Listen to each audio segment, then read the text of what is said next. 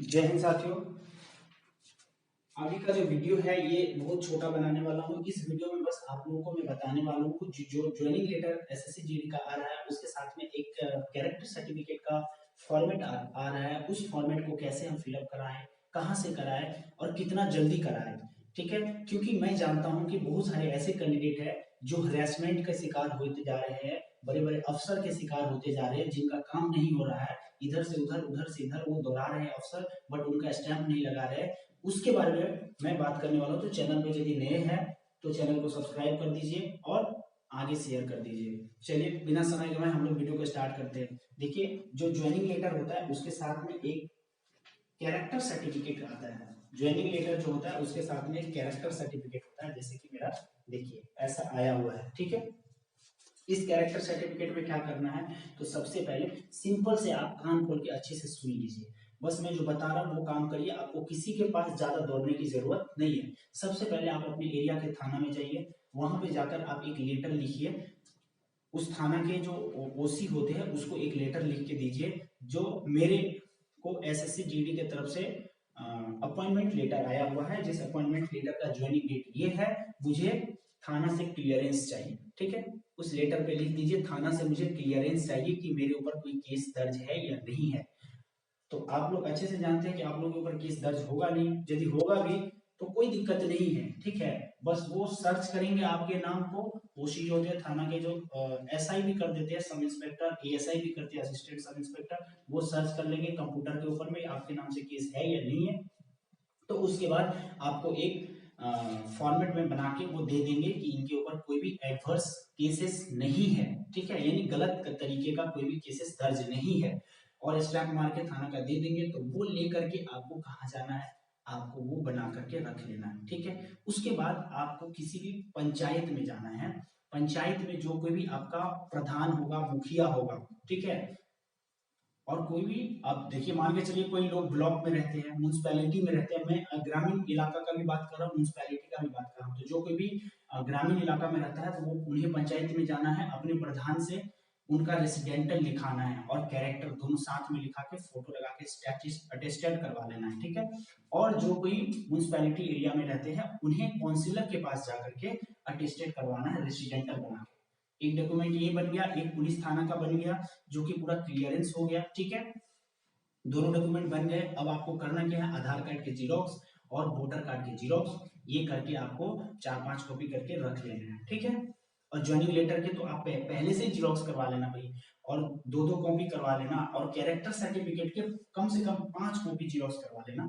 क्योंकि मेरे साथ कुछ गड़बड़ हो गया था, क्योंकि मैं जिस गैजेट ऑफिसर के पास गया था वो गैजेट ऑफिसर ने मेरे ओरिजिनल कैरेक्टर सर्टिफिकेट का जो फॉर्मेट था उसको खराब कर दिया, क्योंकि उन्होंने नाम उन फिलअप करने के बाद उन्होंने कहा मैंने स्टाम्प नहीं लगाऊंगा, मैं साइन नहीं करूंगा। ठीक है, तो मैंने पहले से जीरोक्स करके रखा था, तो फिर दूसरे गैजेट ऑफिसर के पास जाने से मेरा काम हो गया।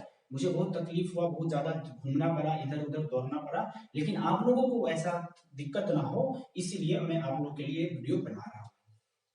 ये हो गया। उसके बाद आपको जाना है किसी भी गैजेट ऑफिसर के पास, चाहे वो गैजेट ऑफिसर किसी भी डिपार्टमेंट में क्यों ना हो, उसका स्टैंप होना चाहिए, उस डिपार्टमेंट में उसका स्टैंप होना चाहिए। ठीक है, और वो गैजेट होना चाहिए। ठीक है, जैसे कि मैं एग्जांपल दे देता हूँ, आपके एरिया में यदि कोई भी हाई स्कूल है, एचएस हायर सेकेंडरी उच्च माध्यमिक विद्यालय, ठीक है, अच्छे से सुनो, उच्च माध्यमिक विद्यालय सरकारी है, उसके प्रिंसिपल के पास जाके आप यहाँ पे साइन मोहर लगवा सकते हो।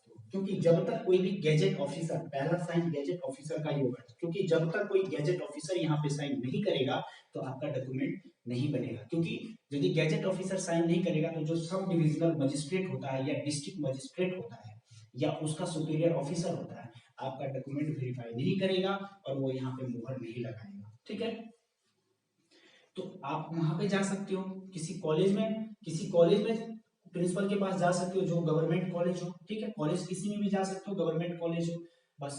और बात रही यहाँ पे, उसका आपका नाम रहेगा, पिताजी का नाम रहेगा, और यहाँ पे वो आपको कितने सालों से जान रहे हैं।